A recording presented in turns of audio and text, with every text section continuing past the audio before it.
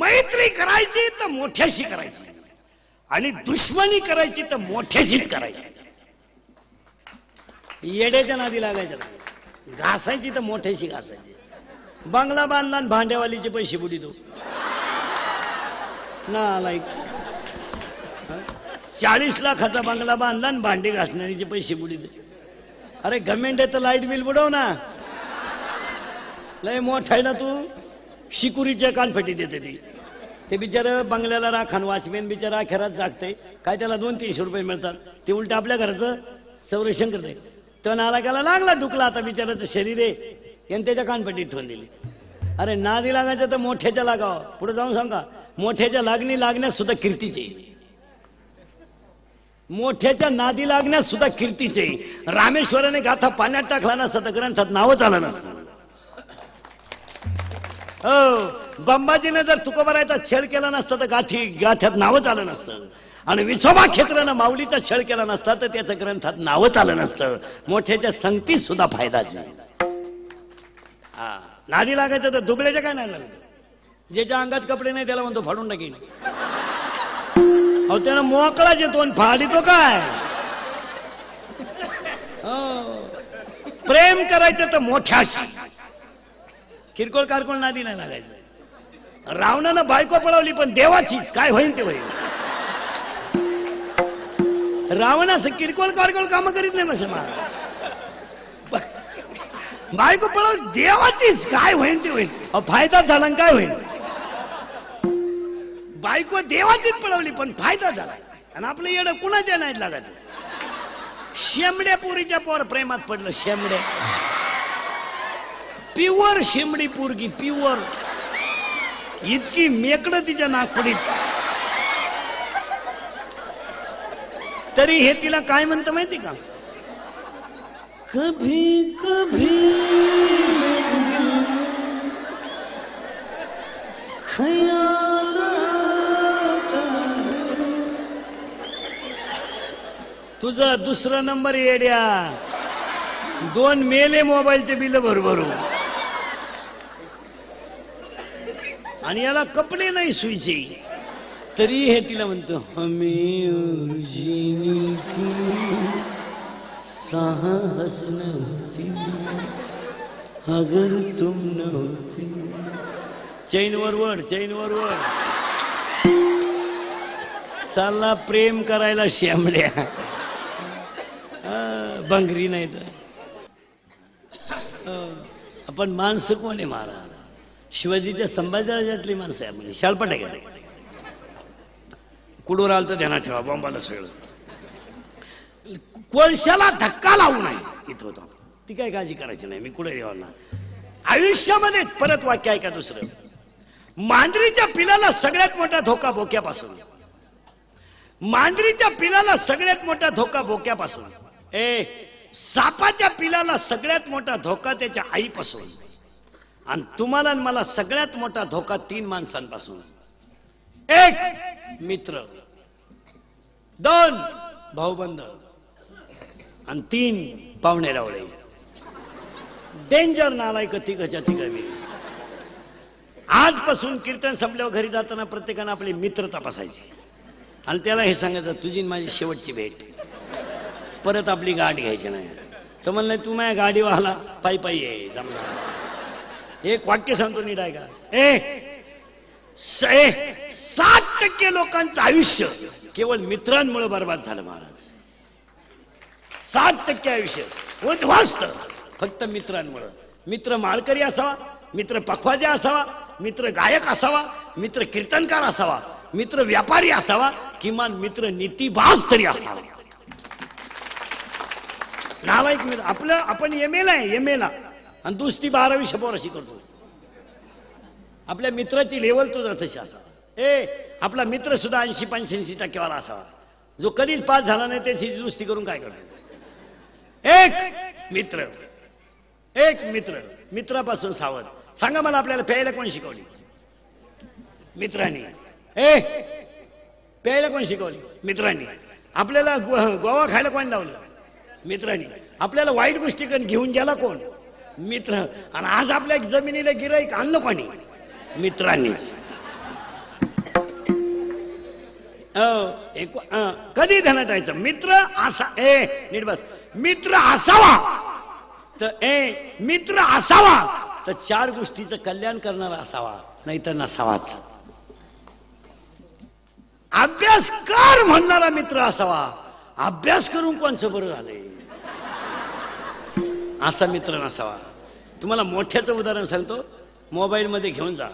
एवढं उदाहरण रोज ऐका आणि आपल्याच आयुष्यात आपली माणसं किती धोकादायक आहेत तेवढंच ऐका. 4,30,000 माणसं रावणाच्या घरात होती. 4,30,000. 80,000 बायका होत्या, 1,00,000 पोरं होते. 180. 1,25,000 नातू होते, 3,05,000 आणि 1,25,000 पंतू होते, 4,30,000. 4,30,000 माणसं रावणाच्या घरात होती महाराज. लंका सोन्याची होती त्याची. त्याचं किरकोळ श्रीमंत नव्हतं, संस्था काढून श्रीमंत नव्हतं झालं. ते घामानं श्रीमंत होतं हे आपलं.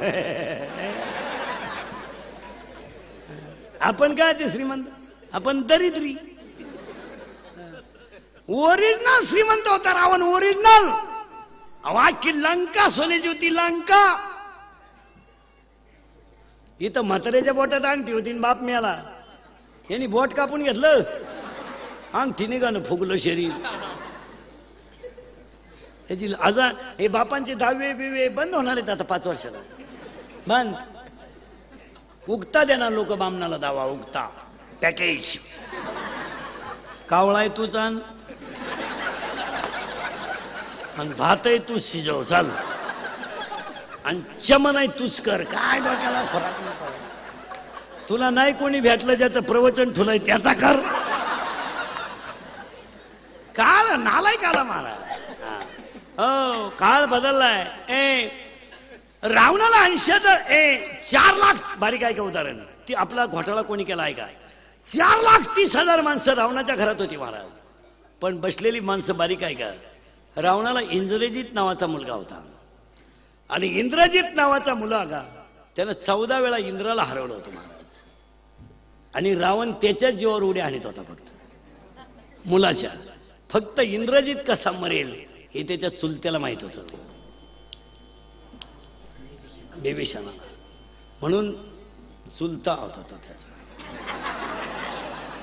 त्याच्या बापाचा भाऊ ना आजेचा पोऱ्या.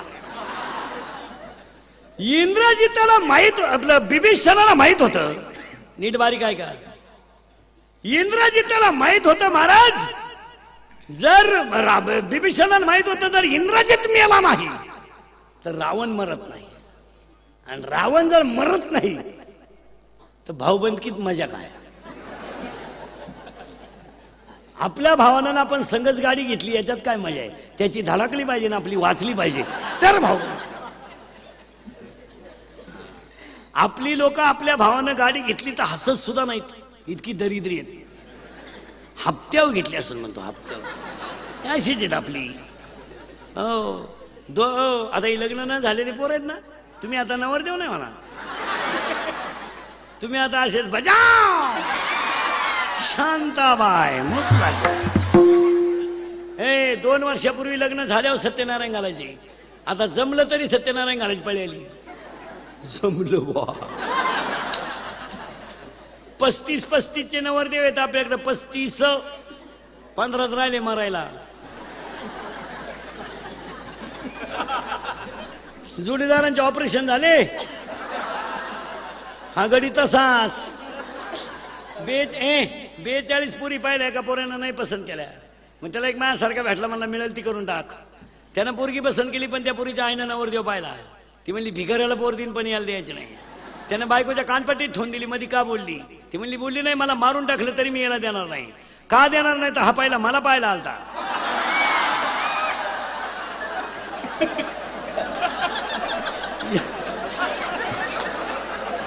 याला नाही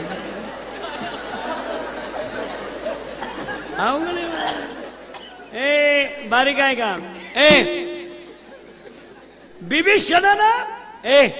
बिभीषणाने रामाला गाठवलं. बारीक आहे का. आपण कुठं चालू आहे. 3 माणसं धोकादायक आहेत. मित्र, भाऊबंद आणि पाहुणेराव. बिभीषण रामाकडे गेला आणि रामाला त्यानं सांगितलं तुमच्या खानदानी तुमच्याकडून रावण मारणार नाही, तुम्हाला इंद्रजित मारावं लागेल आणि इंद्रजित मिळाला तरच रावण मिळेल. सुलत्यानं मिटिंग घेतली पुतण्या मारायची. मिटिंग धाब्यावर नाही झाली, मिटिंग चकना चुकना खाऊन नाही झाली, नळ्या नळ्या खांड खुंड खाऊन नाही झाली, मिटिंग डोळे उघडे ठेवून झाली. फक्त बिभीषणानं रामाला सांगितलं तुम्ही दुसऱ्याला मारता तसं इंद्रजिताला मारू नका. इंद्रजिताच्या हातात इतकी ताकद आहे महाराज, जर कधी इंद्रजिताच्या हातात धनुष्य आलं आणि त्याने जर बाण लावला धनुष्याला तो समोरचा मेला म्हणून समजायचं. तुम्ही फक्त त्याच्या हातात बाण येता कामा नाही असं मारा. काय सल्ला आहे मारा. इंद्रजितानं पाठीमागं भात्यात हात घातला महाराज आणि इंद्रजित भात्यातून बाण काढणार महाराज, सु करीत बाण आला महाराज आणि इंद्रजितातला कोपऱ्यापासून हात उडवला, तो युद्धातून उडाला तर लंकेत जाऊन पडला. धाप असा आवाज आला हाताचा. इंद्रजिताची बायको बाहेर आली, रावणाची सून सुलोचना, पतिव्रता होती महाराज ती. तिनं तुटलेला हात ओळखला आणि ती हाताच्या जवळ आली आणि तिनं सांगितलं ज्याने इंद्र हरवला होता त्याचा हात उडवायची डिरिंग केली कोणी? तिच्या बापानंच केली. ती कोणी केली? बाबाच होता तिचा लक्ष्मण. मी पाहुणे रावळे असे ते तुटलेला हात हल्ला महाराज. बारीक आहे का? तुटलेला हात हल्ला आणि लक्ष्मणाच्या बायको आपलं तिनं इंद्रजिताच्या बायकोनं त्याच्यात हाताने पेन दिला. तर तुटलेल्या हाताने लिहिलं तुटलेल्या तुझ्या माहेरच्यानी माझा घात केला. काय बोलायचंय मला. तुटलेला हात तिने हातात घेतला आणि रावणाकडे गेली. महाराज आयुष्यात कधीच रावण रडला नव्हता, हो कधीच रडला नव्हता. पण त्या दिवशी रावण डसडसा रडला. माझा तरणा बांड मुलगा गेला. त्या दिवशी माझं मरण जवळ आलं. रावण रडला महाराज. आणि रावणासमोर सून उभी राहिली आणि सुनीनं सांगितलं सासरेबा ज्याने माझ्या नवऱ्याचा हात उडवला त्याचा बदला घ्यायला मी जायचे. रावणासारखा सरळ माणूस नव्हता महाराज, विद्वान माणूस. रावणाने सुनाला सांगितलं जा, पण दरबारातली मधली पिल्लावळ नालायक होती महाराज. रावणाला त्या मित्रांनी सांगितलं हलकटा, अरे तू विद्वान कशात आहे? तुझी बायको रावणा तुझी बहीण सून विधवा आहे, तू रामाकडे पाठवू राहिला आहे आणि रामाची बायको तुझ्या ताब्यात आहे. उद्या जर रामाची बुद्धी बदलली आणि त्यानं सांगितलं माझी बायको आणून देईन तुझी सून घेऊन जाय, ही मधली लोक नाही नालायक असते मला, तर तू काय करशील? त्यावेळेस रावणाचं वाक्य ऐका. रावण म्हणला ज्या राज्यात रामासारखा राजा आहे आणि लक्ष्मणासारखा भाऊ आहे त्या राज्यामध्ये स्त्रीवर अन्याय होणार नाही याची मला गॅरंटी. अरे शत्रूला सुद्धा चांगला म्हणणारा रावण, पण त्याच्याच भावानं त्याचा पोऱ्या मारायला मिटिंग घेतली. याच्यावर निवांत विचार करा घरी गेल्यावर. आणि मग रावणाची बायको आली आणि रावणाला म्हणली का हो लय वेदाच्या गप्पा सांगता तुम्ही तर लय शहाण आहेत. मग सीता पळून आणल्यावर तुम्ही तुमची इच्छा का पूर्ण केली नाही? रावणानं मंदोदरीला सांगितलं मंदोदरी तोंडाला लगाम घाल, मी सीतेकडून माझी इच्छा कालही पूर्ण केली असती आणि आजही केली असती आणि आत्ताही केली असती. सीता माझ्या ताब्यात आहे. मी वायुमार्गाने सीता आणली. हनुमान येईल लंका पेटविल ही भीती मला नाही. मंदोदरी म्हणली वेदाच्या गप्पा सांगू नका, तुम्ही तुमची इच्छा सीतेकडून का पूर्ण केली नाही? डोळ्याची कड ओली झाली आणि डोळे पाणवले आणि रावणाच्या डोळ्यातल्या पाण्याच्या धारा टपटपा खाली गेल्या आणि रावण मंदोदरीला म्हणतो मंदोदरी ऐक, मी माझी इच्छा सीतेकडून आत्ता पूर्ण केली असती. आत्ता सीता माझ्या ताब्यात आहे. मी सीतेकडून माझी इच्छा आत्ताही पूर्ण केली असती, पण काय केली नाही? मंदोदरी ऐक, सीतेकडून मी माझी इच्छा का पूर्ण केली नाही? ऐक, मी सीता पळवायला जेव्हा सीतेच्या झोपडी समोर गोसाव्याचं रूप घेऊन गेलो ना तेव्हा मी सीतेला म्हणलो होतो माय भिक्षा वाडा, आणि मी खानदान असल्यामुळं माझी लंका गेली तरी चालेल पण माय शब्दाला धोका देणार नाही याला रावण म्हणतात. जळाली लंका, जळाली.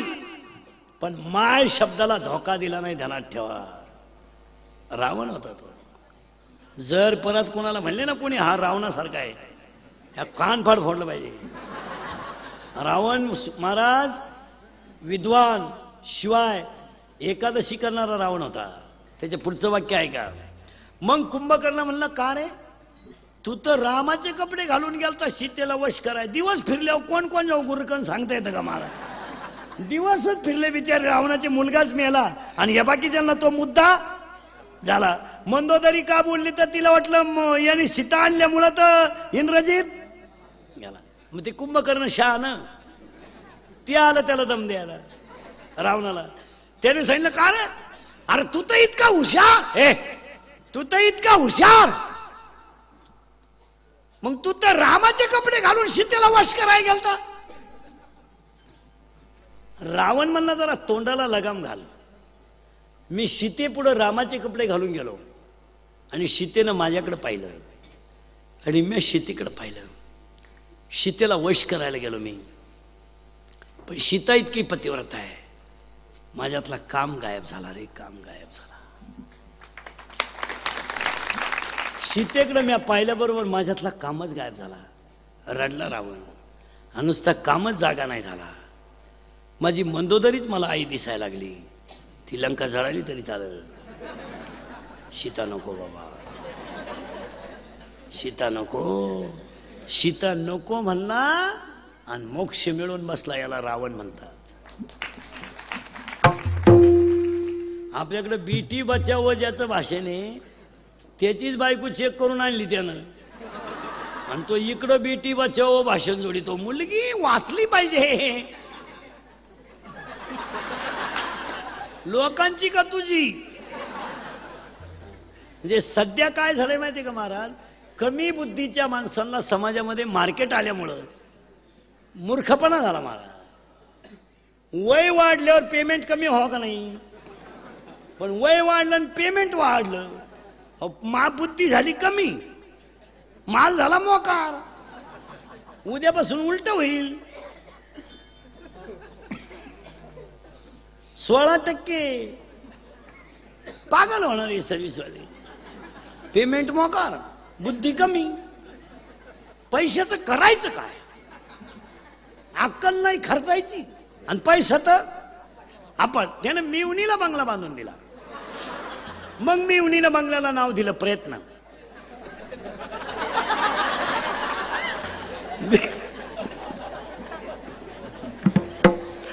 आणि यानं बंगला बांधला, यानं याच्या बंगल्याला नाव दिलं सहकार्य.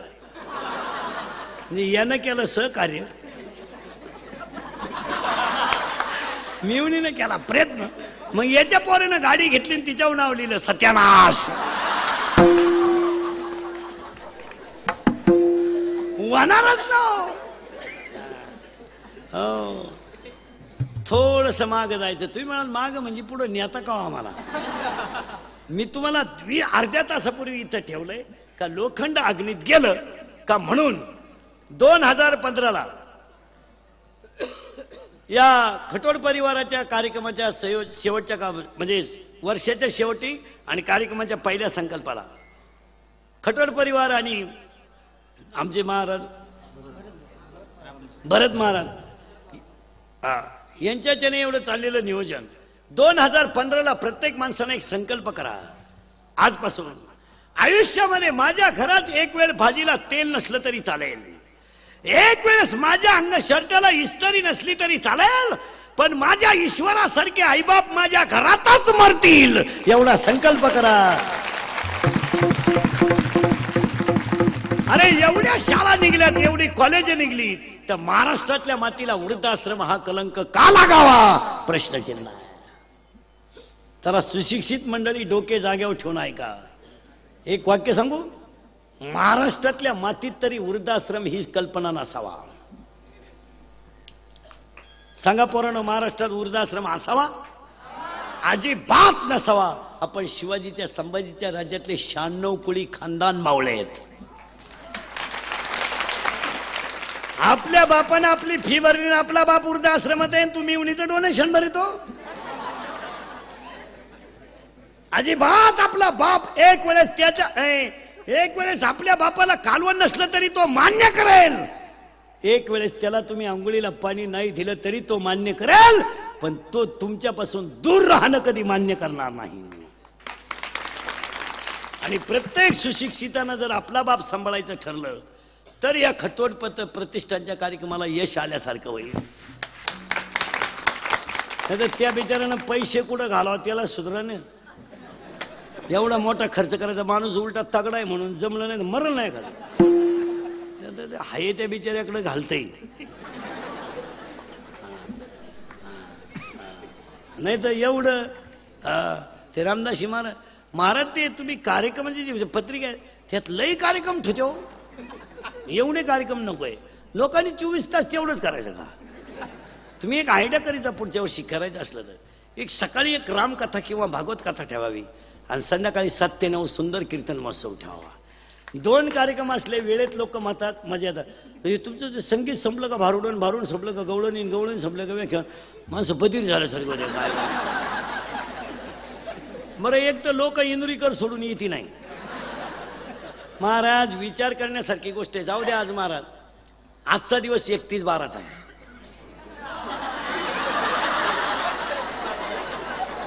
31/12 आहे बरोबर ना. हॅपी न्यू इयरचा आहे महाराज. गेल्या वर्षीपेक्षा आज लोक जास्त आहेत. आणि पाया पडून सांगतो बसणाऱ्या लोकांना कीर्तनात पाया पडतो. पाया पडतो कीर्तनात तुमच्या. खरंच सांगतो महाराज, तुम्ही मला महाराज म्हणावा, माझी तारीख घ्यावा, माझ्या पाया पडावा, मला मानावा म्हणून मी कीर्तनात कधी वाईट नाही बोलणार महाराज. मी कीर्तनाला कटाळलेला माणूस. मला फेट्याकडे पाहिलं तरी मुंगे येते. आता नको लय आरडलो माझी महाराज. कॅपॅसिटी संपली. माईकवर बोलून आहे ना महाराज माझं हातून तोंड सडलं अख्खं. 6 तास उभा म्हणजे 6 तास बोलतो मी रोज. मी सहज 3 कीर्तन करतो रोज सहज. आता हे 3रं आहे सकाळपासून.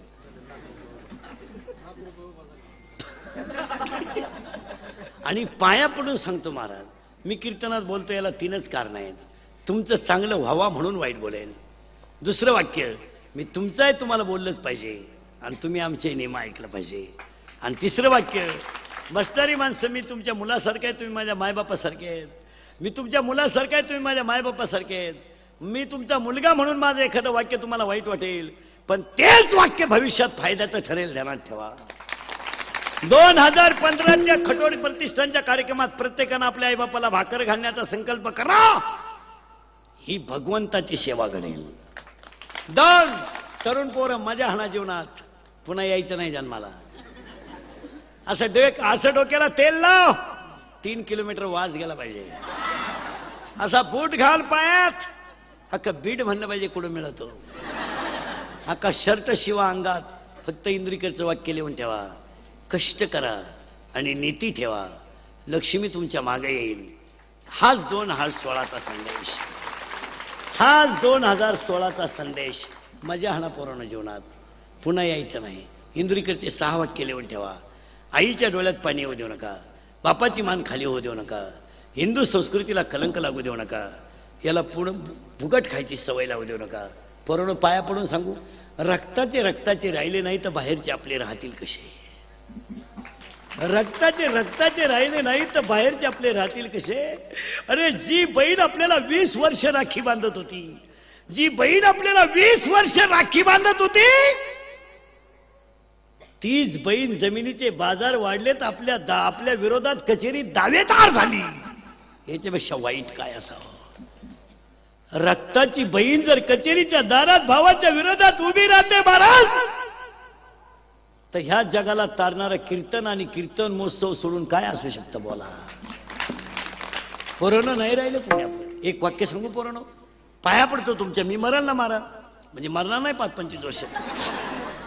पण पोरांनो नीट आहे का. आयुष्यामध्ये तुम्ही तुमच्या बापाच्या जीवावर जेवढ्या मजा हल्ल्या ना, जेवढी आईच्या जीवावर मजा हल्ल्या ना, आईच्या जीवावर बापाच्या जीवावर तुम्ही फक्त एक 8 दिवस तुमच्या भाऊजाईच्या हाताखाली दिवस काढा. त्यातली किंमतच कळेल तुम्हाला. एक 8 दिवस बापाच्या घरात फक्त फुकट खा. भावाच्या घरात फुकट. आणि भाऊजाईच्या हाताखाली 8 दिवस भाकरी खा फक्त फुकट. मग मला सांगा, भाऊजाई जर 8 दिवस भाकरी घालू शकत नसेल तर आमच्या ईश्वरासारख्या आईनं आम्हाला 22 वर्ष कसं सांभाळलं असेल, कसं सांभाळलं असेल. अरे तेल नव्हतं तिच्या डोक्याला, तेल. तिच्या कापूस येतायला गेली तर ती बाजार बसून रडली रे रडली. तेल नव्हतं तिच्या डोक्याला, तेल. पोराची फी भरायची तर तिने कान आरशा पुढे केलाय, कान पुढे केला, कान. आणि कानातलं मोडलं रे, कानातलं मोडलं तिला. आयुष्यामध्ये उपाशी झोपली पण ती कधीच म्हटली नाही की मी तुझी फी भरली. कधीच नाही, कधीच नाही म्हणली. ती कधी म्हणलीच नाही का मी तुझी फी भरली, की ती कधी म्हणलीच नाही मी तुला मोठं केलं. मला सांगा, ती जर आपल्या घरात सुखाने मेली तर शब्द सांगून टाकतो तुम्हाला, जगातले सगळे तीर्थ तुमच्या घरी आले समजायचे. आपली आई जर आपल्या घरात सुखानं मेली, आपला बाप जर आपल्या घरात सुखानं मेला ना, तर त्या माणसानं ताळंदीन पंढरपुरण तीर्थयात्रा करायच्याच नाही महाराज. देवाला त्याचं दर्शन घ्यावं लागेल. पुढे जाऊन सांगा, जो आई बापाची सेवा करतो त्याला देवाकडे जायची गरज नाही, तो देवच असतो. आणि आज तळतळीने सांगतो महाराज, 60% कुटुंबांमध्ये आईबापांचे हाल न पाहण्याजोगे आहेत. तुम्ही मजा आणू नये पोरांनो, ह्या मताचा मी नाही. अरे 17, 17, 18, 18 वर्षाचे टोनगे झाले तुम्ही, बापाच्या घरात फुकाट जेवता नालाय गो. मिश्या फुटल्या का हरामी हो तुम्हाला, मिश्या. आणि तरी क्वाटरी पेता हरामी हो, लाज नाही वाटत. रुपड्या तरी कमवायची धान होते का नालाय का तुझी रुपड्या. 22 वर्षाचे टोनगे झाले हरामी हो, आणि फुकाट बापाच्या घरात जेवता आणि वरून म्हणतो कालवण आवडत नाही मला. तुला भोंगळ करून हल्लं पाहिजे नालाय. त्याला अरका आपल्यासारखा बाप पाहिजे, पोऱ्याच कालवणात घातला असा नालाय का. आणि म्हणून 2015ला निरोप देताना आणि 16ला सुरुवात करताना आईबापांनी एक संकल्प करा, आजपासून संध्याकाळी नवरा बायको आणि मुलगा मुलगी एकत्र भोजन करा. 25% कुटुंब महिन्यात जागे होतील. संध्याकाळचं जेवण हे एकत्रच झालं पाहिजे. त्या मुलाला सांगितलं पाहिजे, 8:30 वाजता जेवण आहे घरात. 9 वाजता पोरगा घरात आला त्याला जेवण द्यायचं नाही. नाही, शेजारचे म्हणले माणूस की नाही, तुला दत्तक घे भाऊ. मी करील प्रयत्न परत, हा तुला घेऊन टाक दत्तक. आणि आपल्या शेजारचे नाही नालायक राहत्या, शेजारचे म्हणते कशाला बोलाता. एक वाक्य सांगा, जर प्रत्येक बापानं रात्री 9 नंतर आपला पोरगा घरातून बाहेर जाऊ दिला नाही ना, तर महाराष्ट्रातली 50% गुन्हेगारी आठवड्यात कमी होईल. महाराष्ट्राच्या पोलीस खात्यावर लोड येईलच कशाला. बिचाऱ्यांनी त्यांनी एवढे येत महाराज. 9वीचं क्वार्टर पॅत आहे सध्या, 9वीचं भंगरी असं ताईट पाहतोय बापामध्ये. ते बापाला म्हणतोय तुझंच आहे का मी, तुझंच आहे का मी, तुझंच आहे का. मग तुझ्यात माझ्या तेवढा फरक कसा. त्याचा बाप म्हणला मी म्हणतोय बा माझा आहे. मग नाही. आणि सांगा मला तरुण पोरांनो, कीर्तनात बसलेले पोरं मला सांगा, हा तुम्हाला विनोद वाटला, हा तुम्हाला टाइमपास वाटला, यातलं मजा हा ना. आणि आईबाप मूर्ख झालेत, नाही तर पोरगा जेवायला सांगत पाहिजे. लहान आली पोरं सरळ बसा. 8वीच्या पोराला मोबाईल आहे, मोठ्याने बोलायचं नाही. लहान आली पोरं सांगा, 8वीच्या पोराला मोबाईल आहे, बरोबर आहे. त्याला गरज आहे का मोबाईलची, तरी त्याला मोबाईल आहे का नाही. मग बाप हलकट आहे का पोरगा, बाप.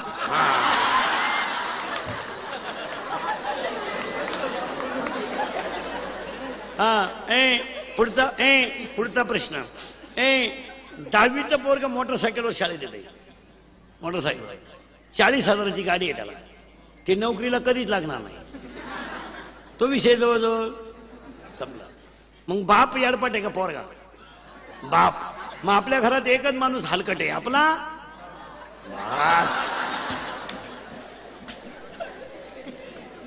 2.5 तास आपली मुलगी मोबाईलवर बोलते, 2.5 तास. ही बॅलन्स कुठून टाकते, बॅलन्स. काही ग्रामसभा घ्यायची का तिची? तिच्या आई कुठं घाणपिटीत सापडली का? पूल हटली का तिच्या आई कुठं? पोरगी पळून गेले आई म्हणती मला अंदाज आलता. मग तू काय अभ्यास करीत होती तिचा? मग आई अडपटे का पोरगी? आई. करेक्ट. पोरगी नाचती लग्नात. आता धर्म किती बुडावा यालाही मर्यादा आहे. धर्म किती बुडावा यालाही मर्यादा आहे. पुरी नाचतात डीजे पुढं डांबरीला आणि गडी पाहतात नालायक उभे राहून. लाज